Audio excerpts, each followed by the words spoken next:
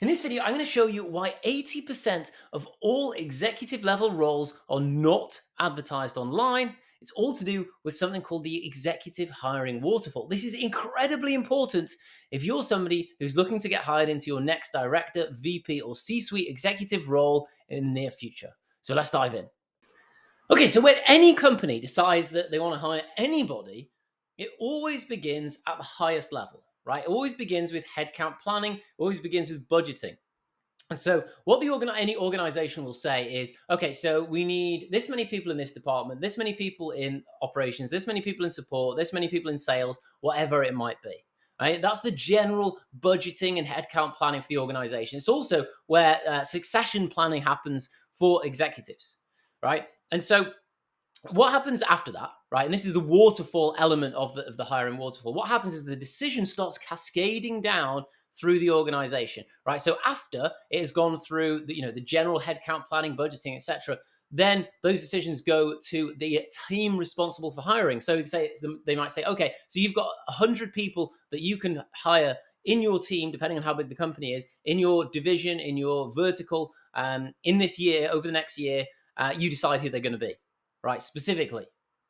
And then those decisions get made, right? But what's really interesting, and this is where the waterfall concept is so important, is that not every single one of those positions moves out of every stage, right? So let's estimate that around 90% of available roles move out of this stage, right? Move from the budgeting, succession, headcount planning stage to the individual teams. Why is that? Well, first of all, let's say the CMO is part of that budgeting decision. Well, let's say they want to hire some people in like a VP of marketing. Well, maybe there's somebody that the CMO knows who would make a perfect VP of marketing. And so instead of that role going out into the world as you typically think, well, actually what happens is the CMO just brings in this person from the other organization. There's no interview process, right? Which there doesn't have to be. There's no competitive job job posting process, which there doesn't have to be, right? And so they just bring that person in. Maybe the same thing with the COO. There's lots of people in this organization who will know people. There'll also be the hiring pipeline. Oh, we interviewed that person 6 months ago. We didn't have a position then. This will be perfect for them. Let's get in contact with them. Let's see if they are actually somebody that's still available. So only about 90% of the available roles will actually ever make it out of that initial stage. Okay, so we've got the team responsible for the hiring. They now have 90% of the available headcount that they're trying to fill. Now they get help by the internal HR and recruitment team, right? So what happens then is the same thing, right? It's estimated that, say, 60% of available roles move out of that stage. Why is that? Well, when you've got the marketing team, all of the marketing team, and they say, right, so these are the roles that we're going to be hiring for over the next year.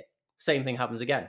People that we've interviewed in the past, people in our pipeline, people that we know are looking, people that we've connected with personally, people that we've met at conferences, all these different things, right? Those are the people that they go to first. Those are the people they go to first because referrals are by far and away the best source of candidates for any company, right? I'm going to show you proof of that in a minute. And so what happens is when you get down to the HR team, there's only about 60% of those roles left available. Now, what's HR's job? What's a recruiter's job? Well as posting online and getting in contact with external recruiters and things like that, their job is to find people. Their job is to look through the rest of the company pipeline, talk to other people that they've interviewed in the past, right? Make sure that company is getting employee referrals from every single department, because it might not be somebody in the marketing department who refers somebody in for a marketing position. It might be somebody in the sales department or the operations department. And so what ends up happening then is that only about 30% of available roles that began at the top level, right? So let's say this company wanted to hire 1,000 people across the next year. Only 300 of those positions will be available once you've got through all these internal levels. And then what happens? Well, if we're talking about, executive level hires, we know that they're not posted on job boards. We know there's very few of them that are posted on job boards. Would you ever see, the COO or the CMO of a Fortune 500 company posted on Indeed.com, right? Obviously you wouldn't, right? It's even ridiculous to think about it. And the lower you go down, the higher you go up in your career, the less likely it is that those roles are ever going to be advertised. So what happens is you get about 20% or so of these roles that are passed out of the organization are passed to external recruiters, right? Executive recruiters, headhunters, placement firms. So what does this mean? Well, it means that usually it's the hardest roles to fill that are past the external recruiters because it's very expensive using external recruiters. And then what happens as well is that some of those roles will go to job boards, right? Around 10% also are posted on job boards. Now, what does this mean? Well, what most people do in their job search is they focus, number one, job boards, because it's the easiest. It's the easiest way, and there's a reason it's the easiest way, right? And this is why. It's the easiest, but it also is by far and away the highest competition. So you've got most of the people fighting over these small scraps of roles. That's not what you want. Some people, if they're slightly more sophisticated, they'll try and get in contact with a recruiter, fish for a recruiter. The problem is, right, recruiters only have another proportion of roles that are actually available, and also they are only going to help you if it gets to the point where you contact this recruiter at exactly the right time when they have exactly the right role ready for you. Right? I say this to everyone that I come across. You cannot work with a recruiter. It's impossible. Recruiters don't work for you. Recruiters work for the company that does the hiring. That's why people get ghosted by recruiters. They get put on the recruiter's file, right?